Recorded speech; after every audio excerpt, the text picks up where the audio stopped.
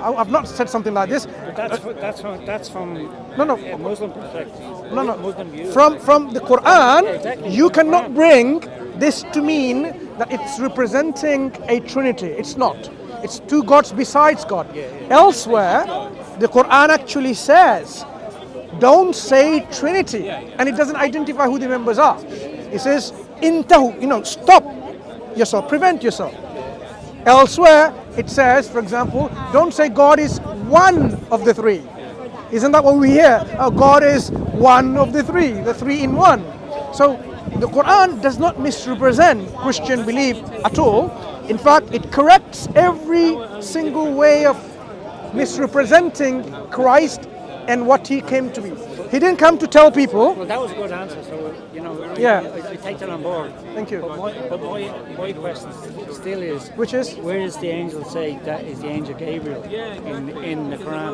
Yeah, contextually. He said it in the Hadith. No, in the Quran. Yeah, In the Quran, you can see that the angel, the spirit of holiness, Ruh al-Qudus, is the angel Gabriel. Yeah, but does he say my name's the angel Gabriel? Because No, he no. says in the Bible it talks about an angel One moment. and deceives people. So why? Look. why One can't second. we be deceiving? The Quran says this is a revelation from God. Okay, brought by a trustworthy spirit, and this spirit is elsewhere explained and identified to the angel Gabriel.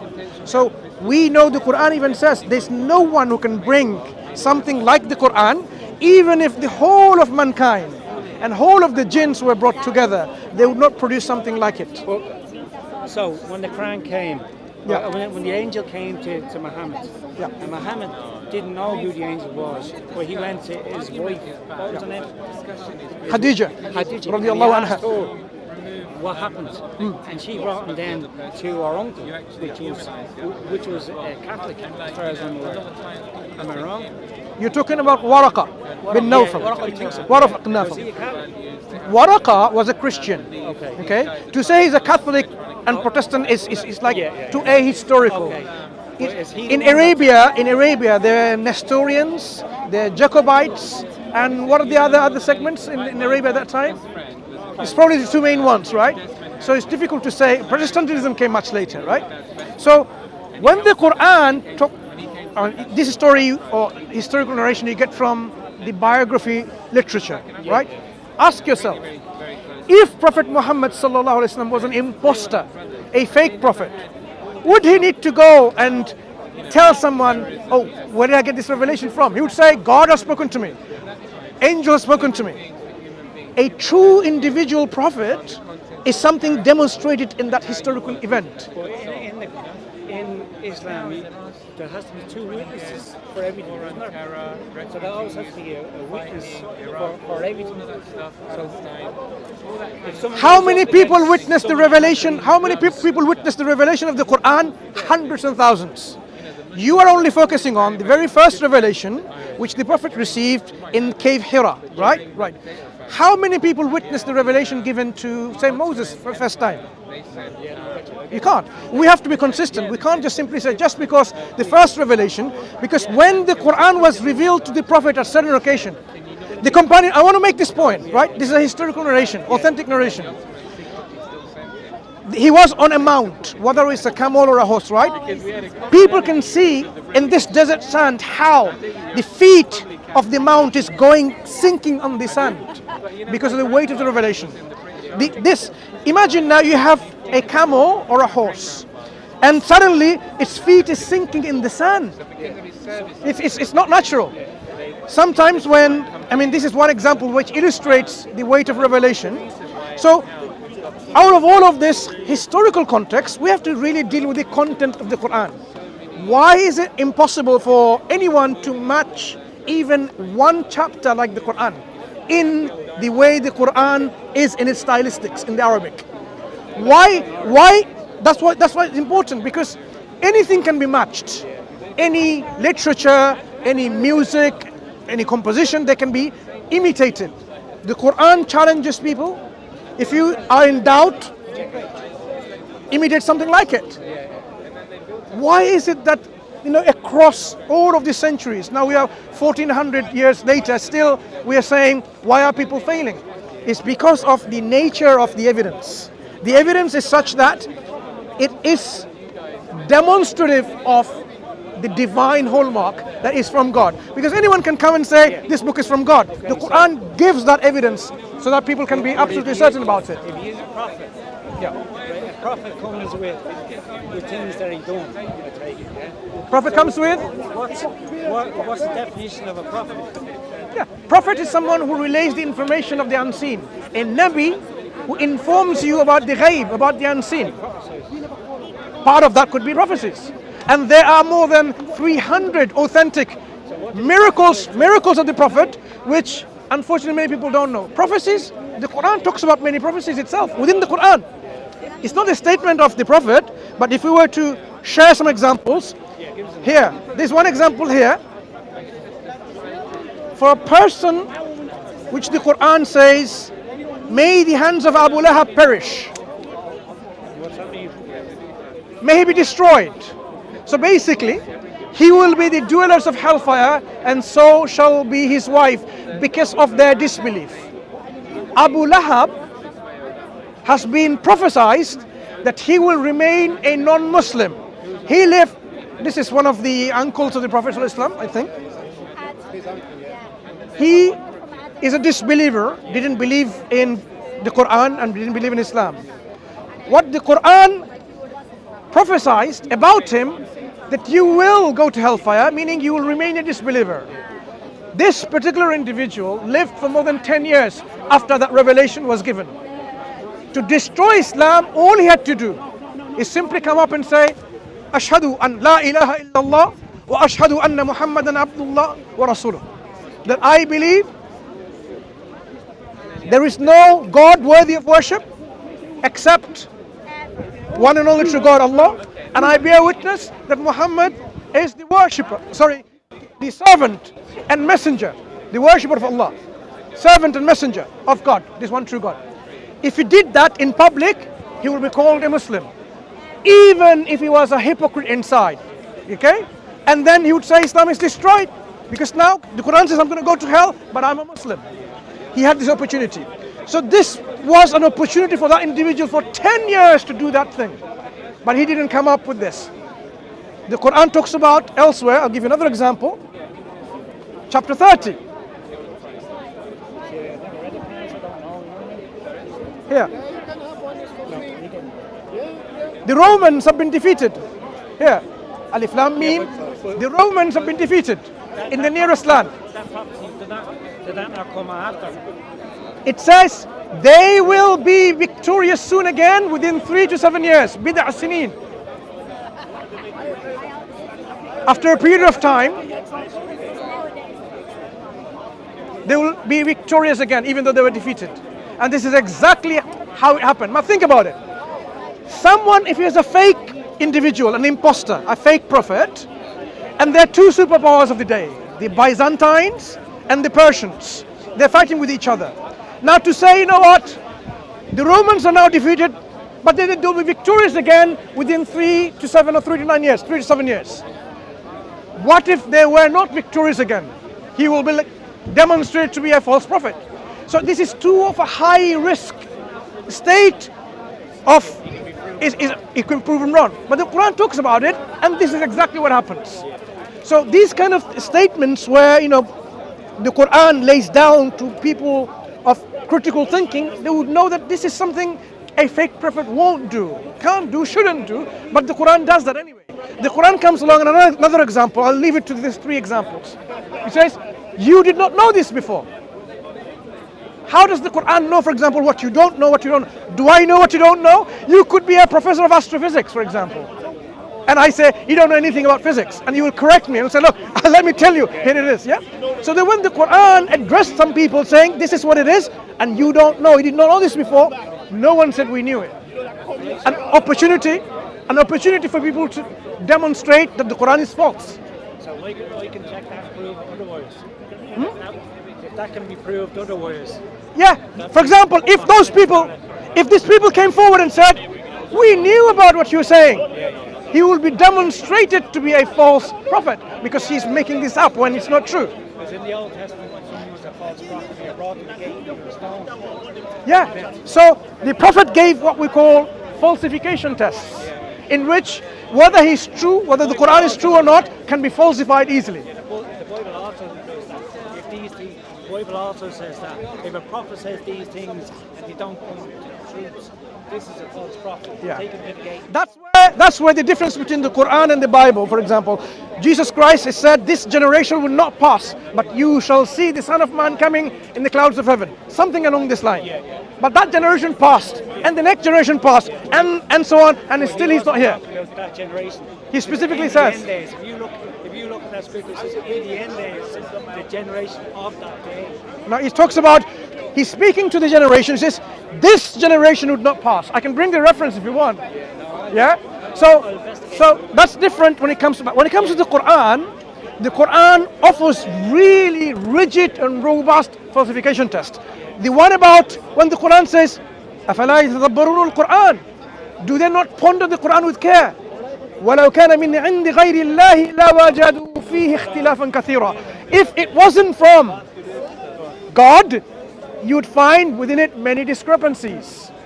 Guess what? You say there's none.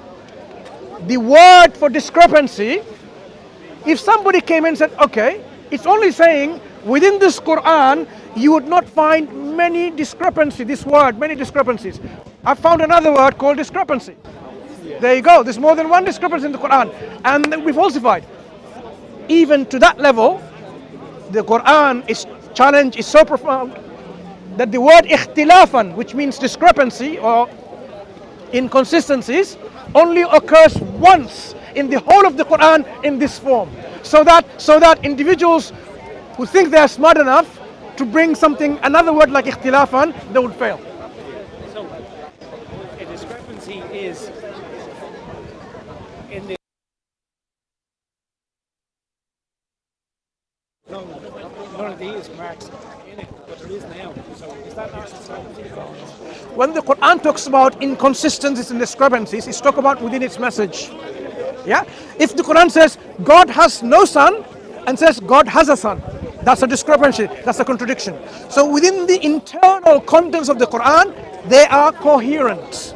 You will not find a discrepancy or inconsistencies. And if the Quran was not from God and it talked about science, astrophysics, biology, history, economics, anthropology, sociology, psychology.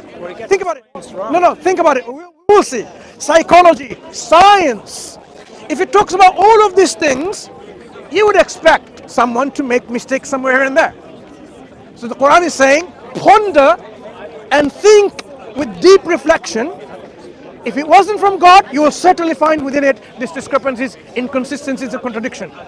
You say science. Give me an example where Quran gets the science wrong. And Talk about man's sperm comes from the backbone. man's what? Man's sperm comes from Of course not. The Quran says, let man ponder. Yeah. فَلْيَنظُرِ الْإِنسَانُ مِمَّا خُلِقَ. Let man think from what is created from. خُلِقَ الْإِنسَانَ مِنْ مَاءٍ دَافِقٍ. No, it's not like this. Sorry. خُلِقَ مِنْ مَاءٍ دَافِقٍ يَخْرُجُ مِنْ بَيْنِ الصُّلْبِ وَالتَّرَائِبِ. إنه على رجعه لقادر. No. Man is created from a gushing, spurting fluid. Let's stop there for a second. Why is it describing this particular word in this form, mimma in dafiq? Because normally the Arabic would have been mimma in madfuq, something which has been gushed forth. So it seems like the fluid itself is self-propelled, self-emitting. And thus we know exactly within the human male reproductive fluid, within which the constituents of sperm is self-motile. It has a tail that it wiggles to run towards the ovum. Right. This is the first point. Second point. يَخْرُجُ مِنْ بَيْنِ الصُّلْبِ وَالتَّرَائِبِ. He emerges from in between the backbone and the ribs, place where the necklace is. At-taraib is the place of necklace around here. And the sulb is from here to all the way to the coccyx, the backbone. So it emerges from in between these two places, right? It doesn't say from the background itself. Not in between. Now, who emerges? It doesn't say the fluid emerges. It refers to the human being. In one of the interpretations from the linguistic aspects, the whole human being. So there's two aspects. God is providing two different arguments here. The human being is protected because it starts by saying وَالسَّمَاءِ وَالطَّارِقُ وَمَا أَدْرَاكَ مَا الطَّارِقُ النَّجْمُ الثَّاقِبُ. Yep, right. By this knocking, the knocker. And says, and what do you know what the knocker is? It's a piercing bright star. So what the Quran, and then it talks about how God is preserving. What? النجم الثاقب. No, just 1 second. No, just 1 second. Let me remind, what's the ayah? The ayah is okay. طارق وما أدرك ما الطارق النجم الثاقب إن كل نفس لما عليها حافظ. Yes? For surely there is a protector, a guardian. I just start speaking Irish. No. What I'm saying is the word hafiz, a protecting thing. There's a protector over it. So the Quran, when the next talks about the human beings, it even gives you the description how the human beings comes out in a place which is protected by what? The ribs of the front and at the backbone. This is how it's enclosed in a particular region in which it's safe and protected. So the Quran is not getting anything scientifically wrong here. It's describing a phenomena in which that we know for sure this is exactly in congruence with the Quran. Yep. Yeah. You will not find the Quran goes anything against established scientific facts. But scientific facts, they're volatile because science can change. That's why we don't judge the Quran by the scientific facts. We judge the scientific facts with the Quran. Did it get it right? Did it go along with the Quran or not? If they haven't done so yet, then they still need to investigate a bit more and so on. Just to give me this point, just like people at one point, when the Quran was revealed, they believed the universe was static. It doesn't expand. So when the Quran says no, God is expanding it. So those Muslims who are scholars and scientists at that time, they didn't simply say, oh, Quran gets it wrong. They're saying science needs to correct itself. Science needs to do more investigation, more learning to know what the reality is. That was the standpoint of the Muslims. And we know now today we believe the universe is expanding and it's not static. The generalization of the earth expanding or the universe expanding. The Quran explains that. Is it just generalized? It's like me saying this or that, you know. Is it generalized? Is it scientific facts that you knew?